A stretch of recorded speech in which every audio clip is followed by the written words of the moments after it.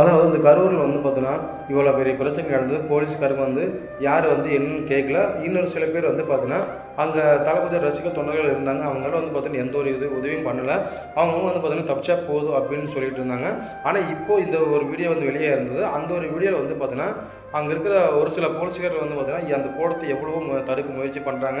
அது மட்டும் இல்லாமல் ஒரு சில தளபதி ரசிகர்கள் எல்லோரும் தொண்டர்கள் எல்லோரும் வந்து பார்த்தீங்கன்னா ஒரு பொண்ணு வந்து பார்த்தீங்கன்னா மயங்கி அந்த இடத்துல விழுந்துட்டாங்க. அந்த பொண்ணை தோல் தூக்கிட்டு வந்து பார்த்தீங்கன்னா அவங்க அந்த அளவுக்கு வேகமாக ஓடுறாங்க. அதிலே தெரியுது தொண்டர்கள் வந்து பார்த்தீங்கன்னா எல்லாருமே அந்த மாதிரி பண்ணல. ஒரு சில தொண்டர்கள் வந்து பார்த்தீங்கன்னா எவ்வளவோ முயற்சி பண்ணி காப்பதற்கு எவ்வளவோ கஷ்டப்பட்டு அந்த கூட்டத்தில் வந்து பார்த்தீங்கன்னா போராடினதில் இந்த ஒரு வீடியோ நல்லாவே தெரிஞ்சது.